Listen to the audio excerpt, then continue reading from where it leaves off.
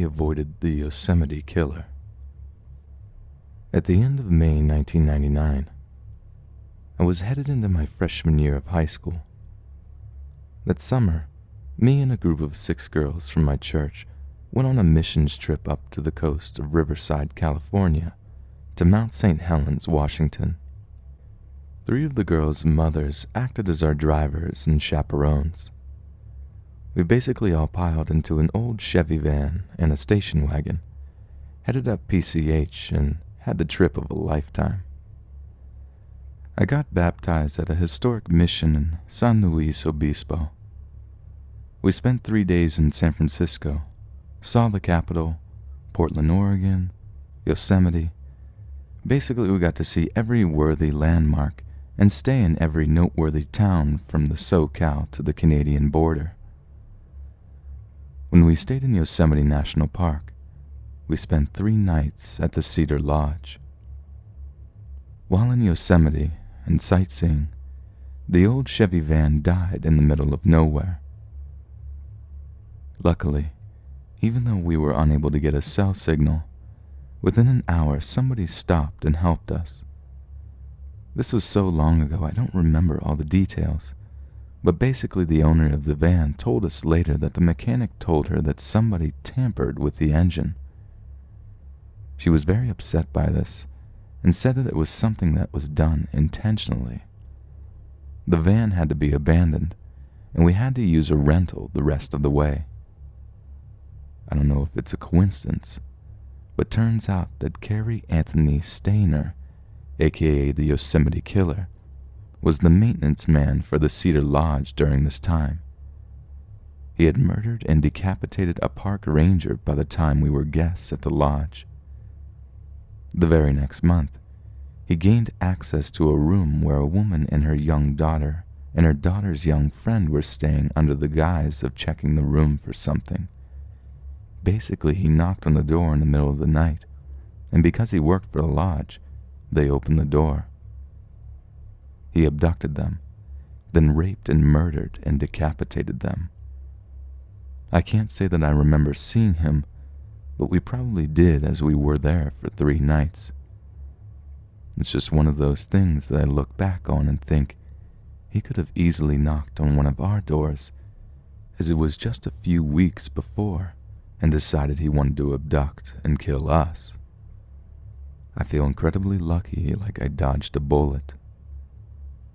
If the time frame wasn't so close, it wouldn't creep me out as much, but it continues to haunt me 16 years later. I live in a block of flats in England and was on my way literally 3 minutes down the road to the local pub. I was meeting my boyfriend and his brother there as they'd just finished work and they were on their way back on the train. My boyfriend had already rung me saying that they would be about 10 or 15 minutes until they got there. I'd been sat there early to grab a decent seat near a TV there, as the England rugby was due to be on. Anyway, I'm walking down the road looking at my phone when I hear a woman shout out, Miss, hello, miss," and vaguely waving in my direction. I look up and there's this 25 to 28-year-old woman with a massive box at her feet, and she's now waving me over. Me, being stupid, went over to see what the problem was. "Miss, can you help me take this box around the corner to my car, please? It's really heavy." This woman is smiling at me while she's pointing to the box. Now, as soon as she said this, a thought crossed my mind. I'm a small girl myself. Why is she asking me and not some man? Did she think that I could lug this massive box with her? Sorry, I'm busy. I try and brush past her and start turning away. Please, I'm desperate. I have to get home to my kids.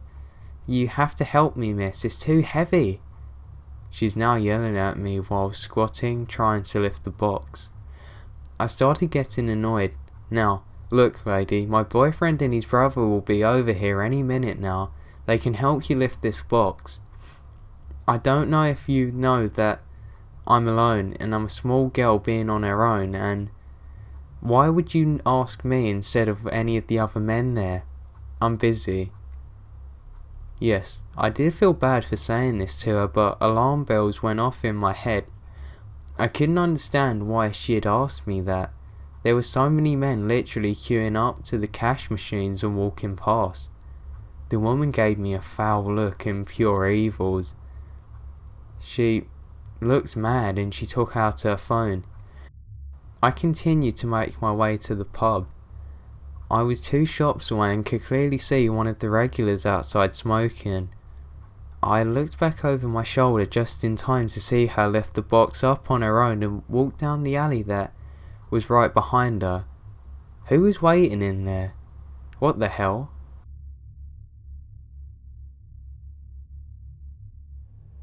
Lakeside lunatic. This happened to myself and a close friend, both 23-year-old males, just last month. We decided to go up on a 2-night backpacking camping trip in the Adirondack Mountains of New York. We are both very comfortable with nature and spend a lot of time camping, hunting, fishing, etc. We hiked about 5 miles in a small lake and set up camp on a small beach. This is not a heavily trafficked area, and we didn't expect to run into anyone. Our first night there, as we were sitting around the fire, we saw a flashlight moving on the other side of the lake around 10:30. This was fairly unusual. However, we did not think too much of it. But as time went on, this flashlight kept moving around the lake, getting closer to our campsite. We kept discussing who could possibly be wandering around the woods in the middle of the night, and we didn't particularly want an unwelcome guest. Once it was clear that the person, or people, were heading for our campsite, we moved off into the woods nearby to see who wandered up. I took a small axe with me, and he had a .22 rifle. Now, we weren't expecting trouble, and we certainly didn't want to make any, but we figured we might as well cover our bases. Now, the moment of truth. The flashlight comes near the light of our fire, and it is one man. He has a beard and is probably in his mid-40s. The scary part was he was carrying what turned out to be a pump-action shotgun. He walked around the campsite a few times, and then proceeded to enter our tent. After rummaging around for a minute or so, he came out and started yelling, "I know you're out there. Why don't you come out and say hello?" My friend and I remained motionless under a hemlock tree about 50 yards away. That is when the man proceeded to fire his shotgun into the woods, not too far from where we were. He also swung his flashlight around several times. After what felt like hours, he grabbed my friend's backpack and a few articles of clothing we had drying off near the fire and threw them in to burn. My friend, who had aimed the .22 at the man, asked me if he should shoot. I told him absolutely not, unless he spots us and starts to point the gun in our direction.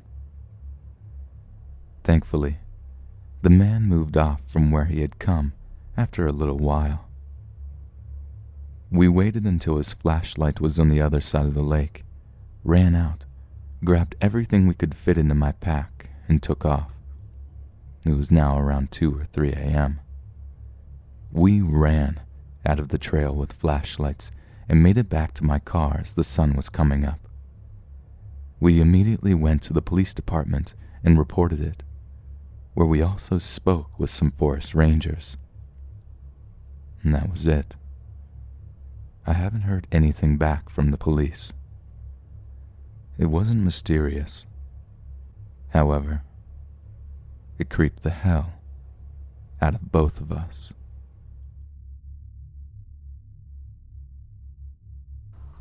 My second year of college was a difficult year. I wish I could say that it was due to organic chemistry or boyfriend drama, or anything other than what actually happened. I started out my year in a great dorm. I loved my hallmates, my room, the fact that a dining hall was less than about 100 feet away. Obviously, I spent a lot of time there. I got to know the staff. I'd worked in a restaurant for 2 years before going to school. I could identify with the struggles that came with being a food service worker, especially because I was at a notoriously snobby school, so I sympathised with the staff having to deal with rich kids and their entitled bullshit. Most of the staff were lovely people, but one in particular seemed to take a real interest in me. He was a young white man, not much older than myself. He was called Matt.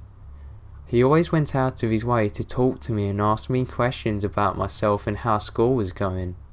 One evening, I was doing homework in the dining hall around closing hours. Matt sat with me and we chatted for a bit.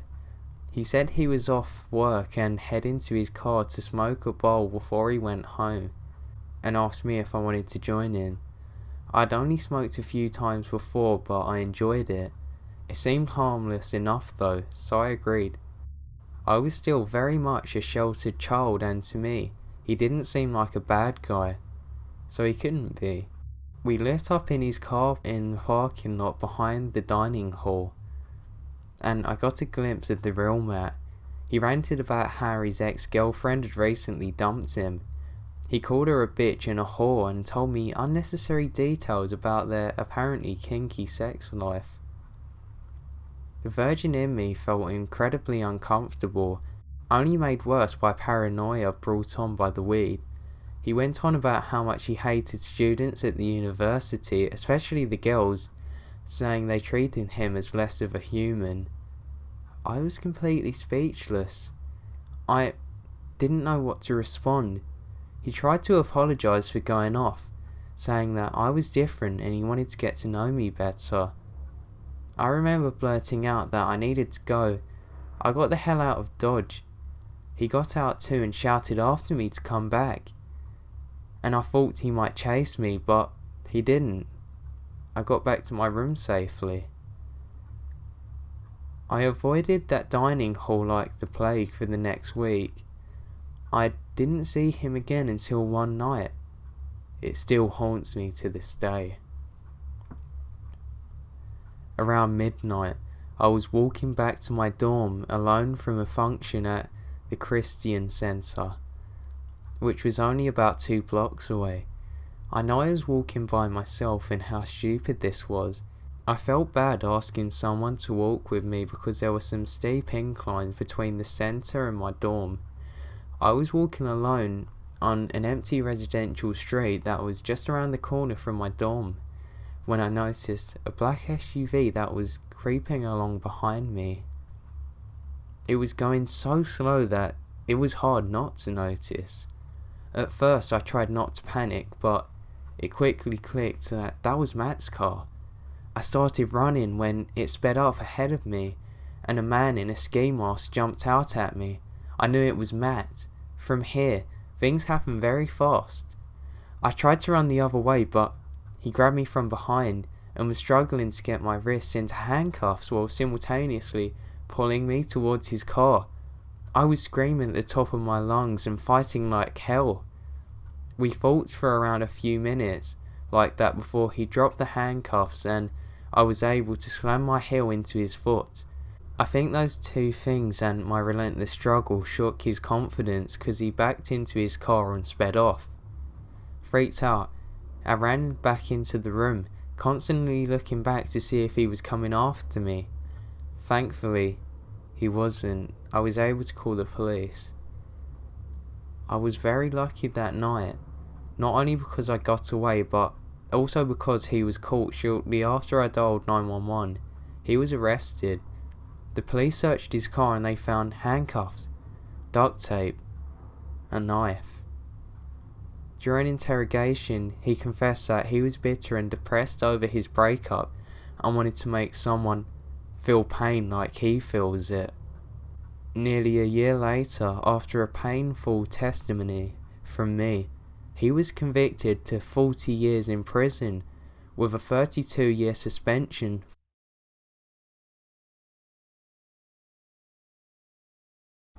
I wanted to say a massive thank you to my friend Let's Read Creepypasta and Sci-Fi. He really made them stories come alive, and he's got a really great channel which has always impressed me. I really recommend you go and subscribe to him, and if you click on the link it should take you to the second half of our collaboration and one of his videos. So a massive thank you to him.